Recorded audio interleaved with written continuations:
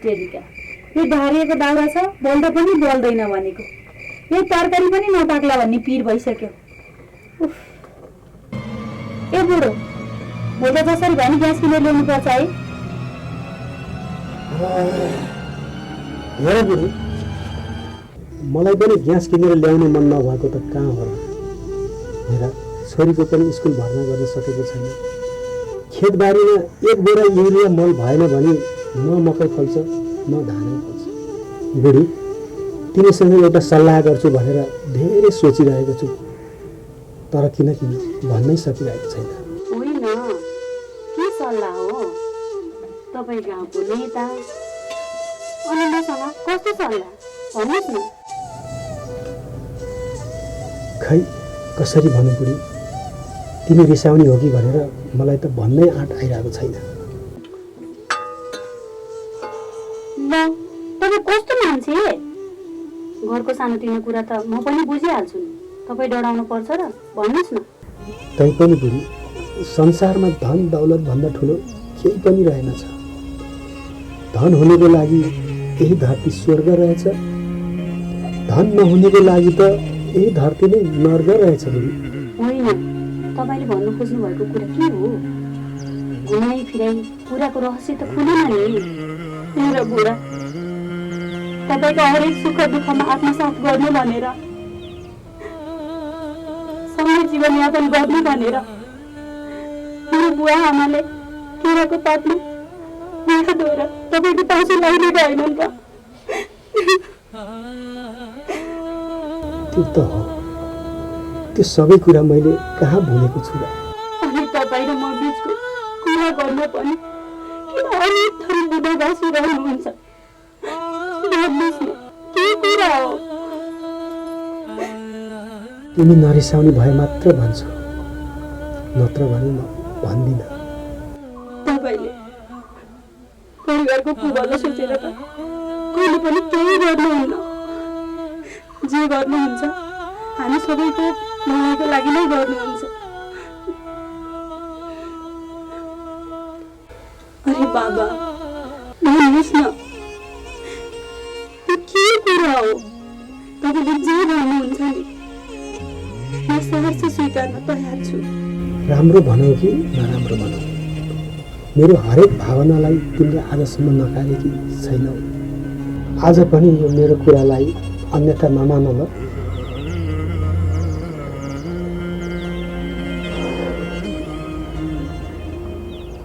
हुन्छ बाबा हुन्छ तपाईँले भनेको मैले के नमानेकी छु र तपाईँको कसम तपाईँले मलाई मर्न जा भने पनि म त एकदम हाँसी हाँसी मर्न गइदिन्छु।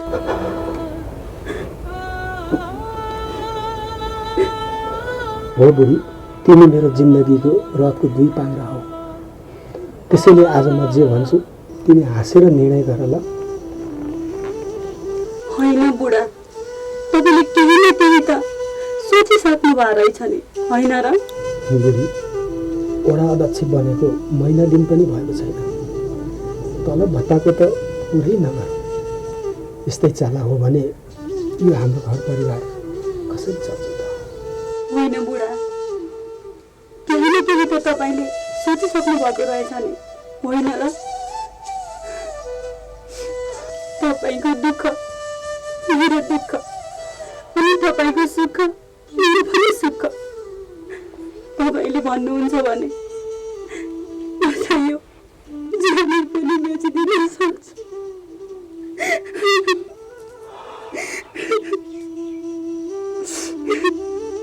अनि के गर्नु पर्यो भन्नुहोस् किन मेरो कुरा राखेर बस्नुहुन्छ किन देखि डर लाग्छ तपाईँलाई। होइन होइन बुढी मैले त्यस्तो डर मानेको कहाँ हो र।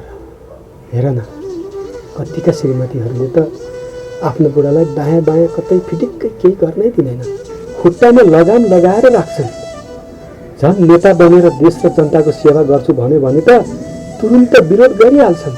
बुढा बुढा मलाई सोडा हालेर फुलाउन नखोज्नुहोस् तपाईँको कुरा समय सापेक्ष छ। तर तिमी त त्यस्तो छैनौ नि है। हो बुढी, तिमीले बुझिसकेकी छौ र पनि म भन्छु है, यो तिलहरी बेचेर अहिलेको गर्ज टाढो है बुढी। पछि कमाउन सक्यो भने फेरि बनाइदेला। तिमी चिन्ता नमान्नु न। किन चिन्ता गर्नुहुन्छ? यसो सुन पनि खाने बाटो हुन्छ भनेर लगाइराखेको पो त। घर व्यवहार यसो साह्रो गाह्रो पर्दा त खर्चिनु पर्छ, तर कसैले थाहा नपाओस् है। मैले सुन नलगाइने पनि नेताको बुढीले नभएर नलगाएको भनेर कसैले भन्दैनन् क्यारे। ल अब यसलाई बेचेर कति पैसा आउँछ छोरीको स्कुल भर्ना गरौँ, अनि एक बोरा युरिया मल ल्याउने है, अनि एउटा ग्यास चाहिँ जसरी भए नि ल्याउनु पर्छ है बुढा। साह्रै गाह्रो भयो। ए सुन्नुहोस् न, भन न, कति नै ठुलै कुरा बिर्से जस्तो छ। हो, बिर्सनै नहुने कुरा। तपाईँ वडा अध्यक्ष भएपछि एउटा गतिलो ढाकाको टोपी पनि फेर्न सकेको छैन। ल ल हुन्छ बुढी। धन्य परमेश्वर, यो मेरो जस्तो बुढी त संसारमा कसको होला र। ल के टोलाएर बस्नु भएको? अब चाँडो चाँडो खाना बनाउँछु अनि खाएर सुतिहालौँ। थकाइ पनि लागेको छ। भोलि बिहान पनि सबैले बजार जानुपर्छ। अनि सुन्नुहोस्, त्यो सुनको बिल चाहिँ अहिले नै खल्तीमा राखिहाल्नुहोस् न, फेरि बिर्सिनु होला।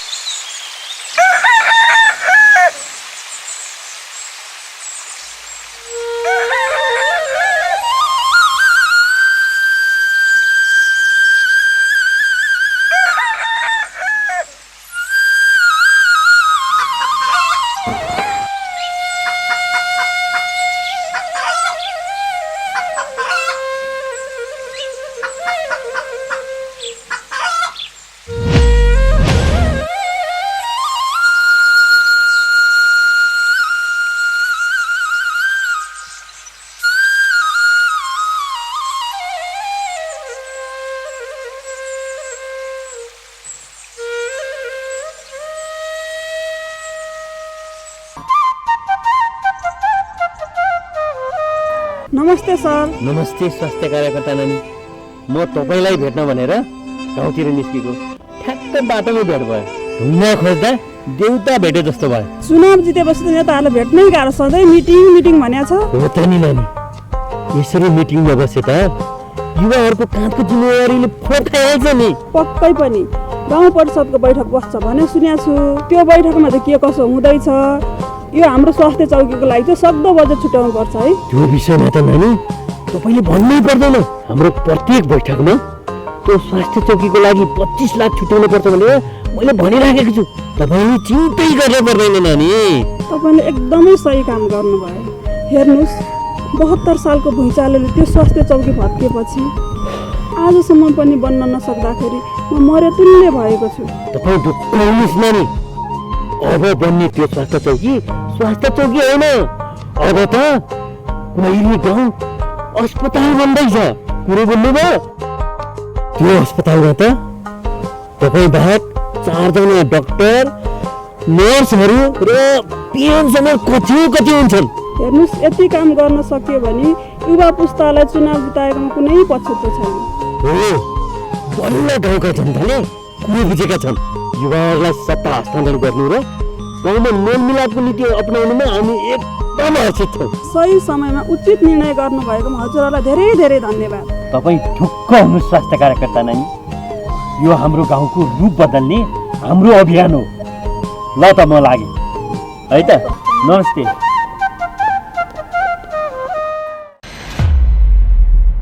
ल हिँड छोरी, बल्ल तिम्रो स्कुल भर्ना गर्ने सायद आज जुर्यो।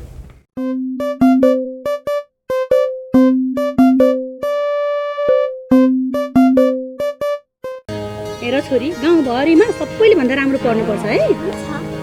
ए दिदी टाढै लाग्नु भयो, आमा छोरी नै हिँड्नु भएको छ त।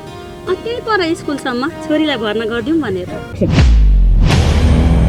हेर नेताको बुढी भएर पनि अहिलेसम्म छोरीले स्कुल भर्ना नगरिदिएको।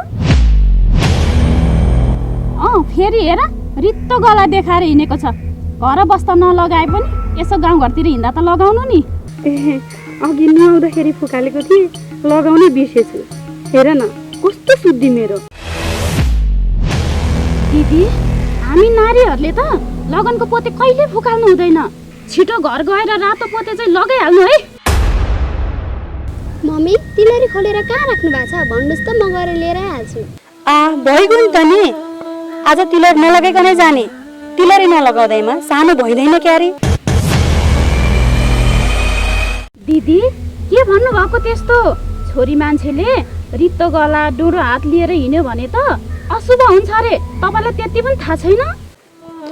यसले भनेको कुरा त सही हो, तर के गर्ने? जो भएको सुनपानी खाने बाटो सबै बेचेर पैसा ल्याइसक्यो। अब यो भन्दा अशुभ के नै होला र? मम्मी के टोलाउनु भएको हो? अहिले घर गएर लाम्ने अनि जहाँ मिल्नु। यो आन्टीले त्यस्तो भन्यो भनेर टोलाउनु भएको हो कि के हो? होइन होइन, ल हिँड। पहिला तिम्रो स्कुल भर्ना गरौँ, त्यसपछि घर गएर लगाउनु हुँदैन? आफूलाई त राम्रै भने जस्तो लाग्छ, तर तपाईँलाई नराम्रो लागे जस्तो छ। के गर्नु, आजकल त भलाइको जमानै छैन। मम्मी तपाईँले तिलरी चाहिँ किन फुकाल्नु भएको भन्नुहोस् त। ल जिना भए पनि खुरुखुरु हिँड, सबै कुरा तिमीलाई भन्नुपर्छ र? मैले त राम्रै कुरा गरेको थिएँ, उसलाई नराम्रो लाग्यो के अरे। भलाइको त जमानै छैन।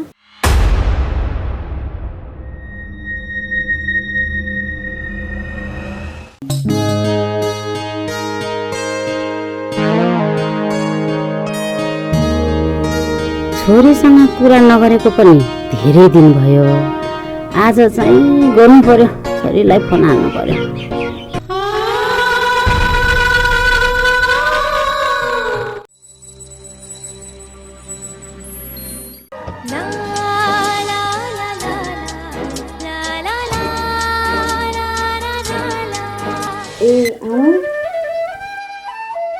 हेलो हेलो छोरी, सन्चै छ? सन्चै छु आमा। के गर्दैछौ तिमी? भर्खर ड्युटीबाट रुममा आएको। काम कस्तो छ? सजिलो छ कि गाह्रो छ? आमा मलाई कामको बारेमा केही नसोध्नु। होइन छोरी, तिमीलाई कामको बारेमा केही समस्या छ क्या? काम राम्रो छैन कि के हो? यो परदेश हो परदेश, जे भए पनि राम्रै छ भन्नुपर्छ आमा। छोरी तिमी के भन्दैछौ यस्तो? तिमीलाई काम गर्न निकै गाह्रो भयो क्या? आमा तपाईँले भन्नुहुन्थ्यो नि, छोरी मान्छे परदेशको ठाउँ। तपाईँले भन्नुहुन्थ्यो नि, कानो गाउँमा गए आँखा चिम्लिनु, खोर्न गाउँमा गए खुट्टा उचाल्नु, सधैँ भन्नुहुन्थ्यो नि तपाईँले। तिमी के भन्दैछौ यस्तो? हो आमा, मलाई त्यस्तै भएको छ। जुन सपना देखेर विदेशी भूमिमा पहिला देखेँ, त्यसै दिनदेखि मलाई मातृभूमिको धेरै याद आएको छ आमा। छोरी तिमीलाई निकै गाह्रो भएको छ भने नेपाल फर्क। तिमीलाई 20 वर्ष त मैले जसो तसो गरी पालेकै थिएँ। पहिलो दुःखमा भ्रमपट्टि लाउने सपना बोकेर विदेश आए, तर त्यो सपना साकार गर्न सकिनँ होला आमा। यही स्थानमा रहे भने नेपाल फर्किन पनि सकिनँ होला आमा। नानी मैले तिम्रो कुरा सबै बुझिसकेँ। तिमी नेपाल फर्क। आमा आफूले भनेको जस्तो कहाँ हुन्छ र यो परदेशमा। सके भने कोसिस गर्छु आमा। तिमी नेपाल फर्क, अझै फर्क, अहिले फर्क छोरी। त छिटै आइज कि नानी, जसरी भए पनि आइज, अझै आइज। होइन के आउनु पर्छ भनेको दिदी, के विशेष छ र हजुरको घरमा? के को विशेष हुनु नि बहिनी? म कसलाई भनौँ, के गरौँ? जसलाई भन्यो भने केही हुनेवाला छैन।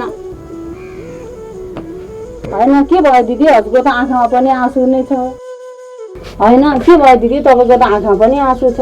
कुरो के भने नि बहिनी, बल्ल बल्ल वर्ष लगाएर छोरी विदेश गएकी, विदेशमा भनेको जस्तो काम गर्न पाएको छैन भनेर छोरी साह्रै रुन्छे।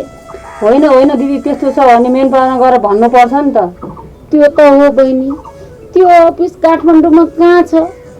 अब मैले त्यो कसरी खोजु? त्यो छोरी पठाउने मेन पावरको मान्छेले भन्नुपर्छ, अनि सबै कुरा थाहा भइहाल्छ। दिदी, तपाईँको छोरीलाई त्यो मेन पावरमा कसले लगेको हो? त्यो मान्छेलाई भेटेर कुरा गर्नुपर्छ नि। लौन बहिनी, त्यो पल्लो गाउँको बिरबल भन्नेले लगेको हो, त्यो कहाँ छ त्यसलाई खोज्नु पर्यो। ल दिदी, तपाईँको छोरी पनि मेरो छोरी जस्तै हो नि, तपाईँले केही चिन्ता गर्नु पर्दैन दिदी। म गाउँको ठुलो मान्छेलाई भनेर यो कुरा पत्ता लाएरै छोड्छु। तपाईँ नरुनुहोस् दिदी, म पनि गाउँको महिला प्रतिनिधि पो हो त।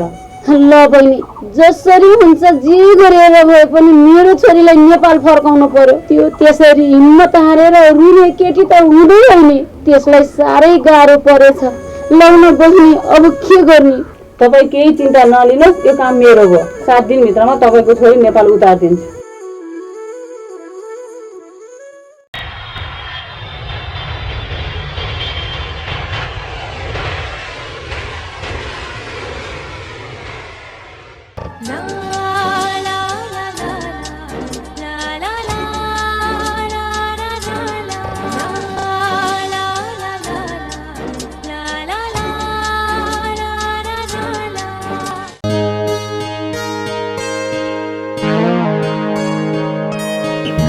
कति राम्रो हाम्रो देश, कति रमाइलो छ हाम्रो देश।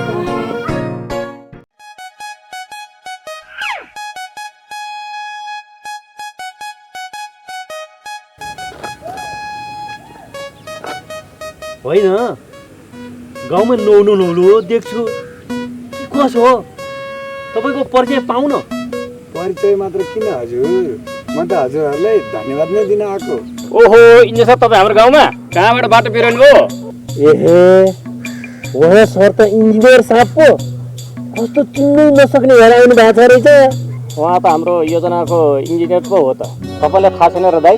ल ठिक छ, सरले मलाई देख्नु चाहिँ भएको छ, तर बिर्सिनु भएको हो। नदेखेको धेरै हो, यसै नै होला। अब चाहिँ हाम्रो भेटघाट बाक्ल्याउनु पर्छ, बुझ्नुभयो? हो, त्यही काम गर्नलाई त जिल्लाबाट खटेर आउनुभयो इन्जिनियर साहब। ल आउनुहोस्, हाम्रो गैरीको हस्पिटल बन्ने ठाउँ यही हो। यही हो यही। अस्पताल बनाउने ठाउँ चाहिँ एकदम राम्रो रहेछ। ल म यही ठाउँको निरीक्षण गर्नको लागि आएको हो नि। ल हजुरले यो गाउँलाई एउटा अस्पताल बनाइदिनु भएपछि त कुनै पुण्यको काम गर्नु पर्दैन, सबै पुण्य गरे बराबर हुन्छ। त्यही त भने। हेर्नुहोस् सर, 2072 सालको भूकम्पले यो हेल्थ पोस्ट भत्केपछि त हाम्रो गाउँलाई साह्रै शून्यताले थालेको छ।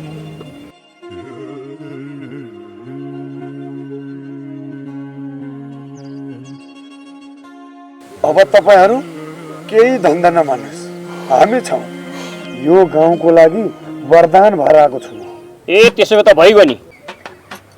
हो त सर, छिटोभन्दा छिटो यो गैरी गाउँको मुहार फेरिदिनु पर्यो। ल जाउँ सर, खान जाउँ। जाऊ सर, जाऊ।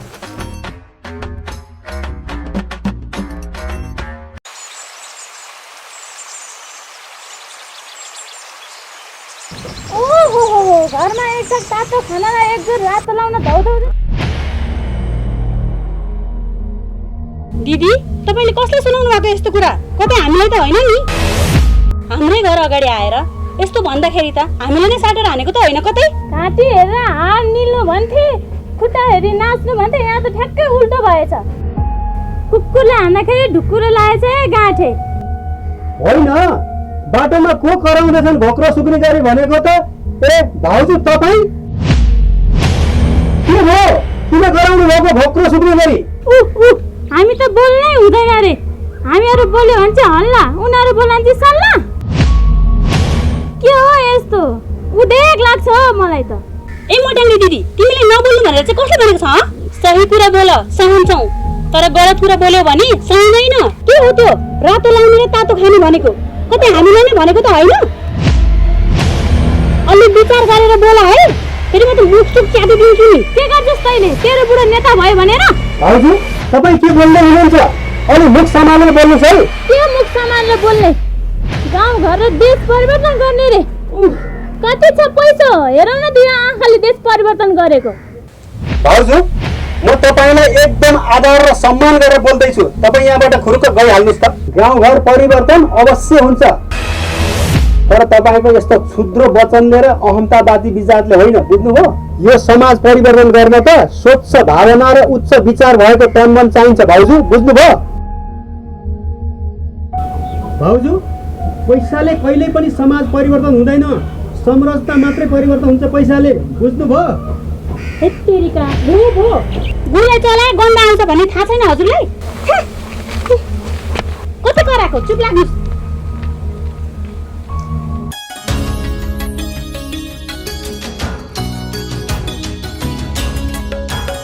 ओ माय गॉड, वाउ कस्तो दामी ठाउँ।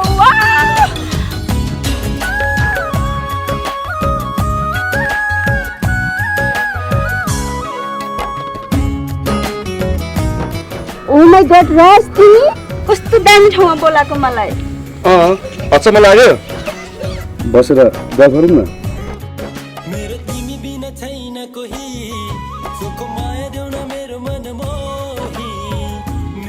यत्तिका दिन भयो धड्कनजी, भेटघाटै छैन, के हो? हो त नि, गाउँघरको विकासको लागि अब त दिन राति भन्नु पाएको छैन। खान बस्न फुर्सद छैन, खान बस्न त के 1 मिनट पनि फुर्सद छैन। अब हामीले मन पराएको ठाउँहरू घुम्ने दिनहरू गयो धड्कन। अब यस्तै चलायो भनेदेखि जीवनभर कुनै र कुनै पनि रहला जस्तो छ। हे कस्तो कुरा गरेको? खाने मिठो जीवनले छेक्छ र मन नभए वनमा पनि घर बनाउनु हुन्छ होइन र? या माने र मैले माने, त्यति मात्र भन्दा पनि मन आनन्द भयो। ल त्यसो भए एउटा सानो घर त्यति बनाउनु त, होइन? हुन्छ, अलिक यता आऊ त।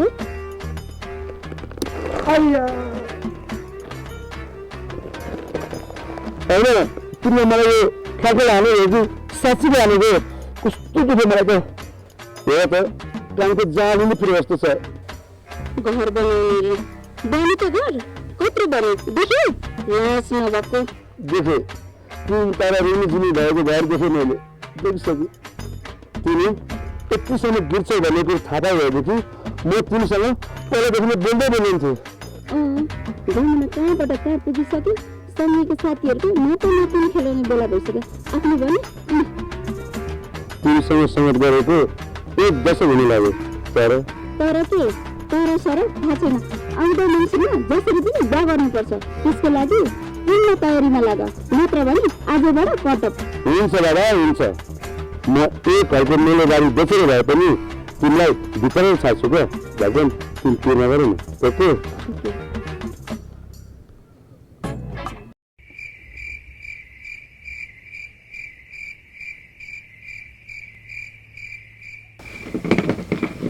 ओहो भेना नमस्ते। सन्चै हुनुहुन्छ? खै त दिदी। कान्छी तिमी अचानक के हो त? यो विदेशबाट तिमी कसरी आयो अचानक? हो भेना, तपाईँहरूलाई सरप्राइज दिनु भनेर कसैलाई नभनी खबर नगरिहाल्छ। खै बरु त्यो लगेजमा यसो यता राख्नु। भो भेना, हजुरहरूलाई के दुःख दिनु, म आफै मिलाइहाल्छु। बरु दिदी र नानी चिक खै त? ओ नानी, दिदी यता पल्लो घरतिर गएकी छिन् होला।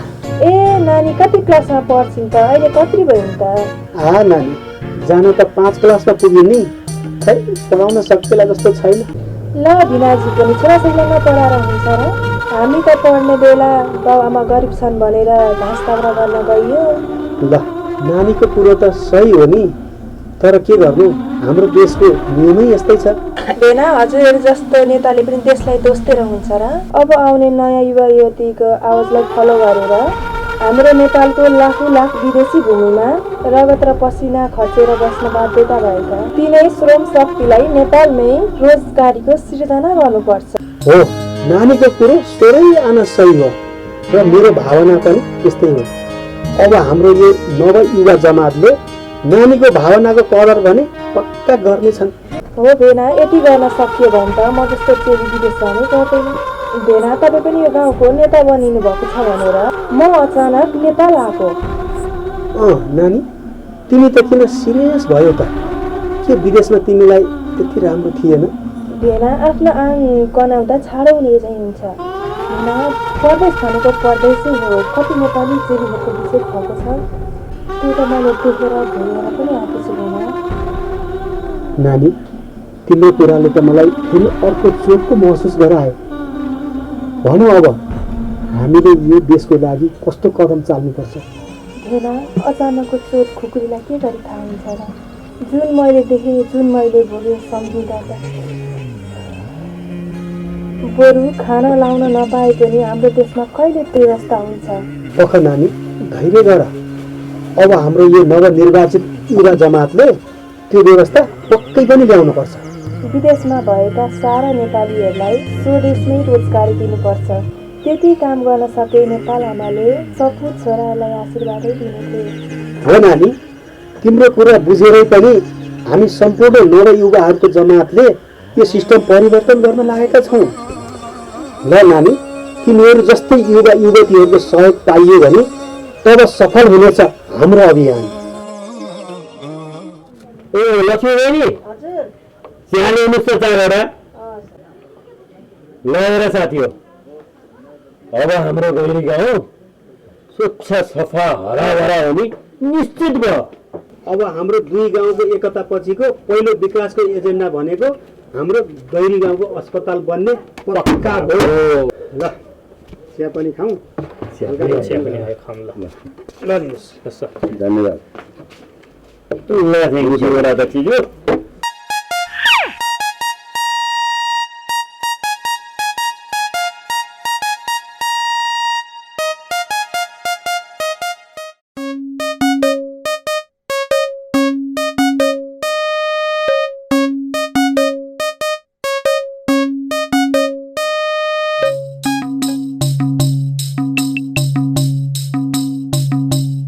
तपाईहरुलाई भोट दिएर जिताएकोमा सारा गाउँले खुसी छन्।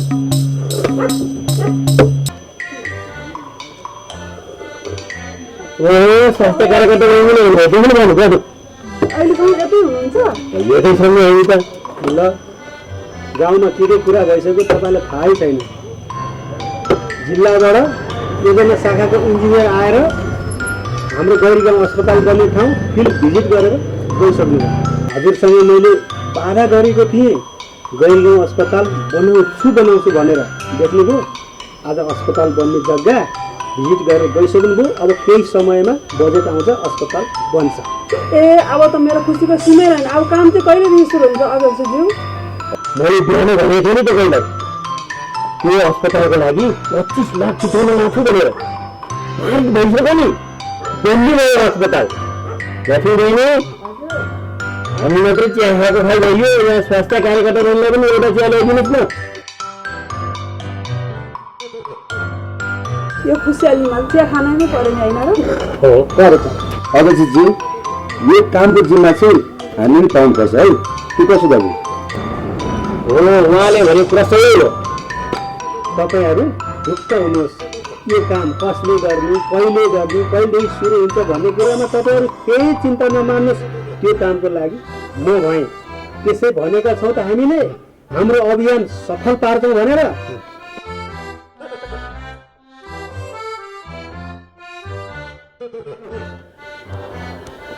बुबा, आज त नयाँ टुप्पी लाउनु भएछ नि।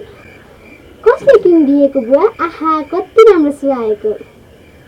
कसले किनिदिनु नि छोरी, आफैले किनेर लागेको नि। राम्रो छ।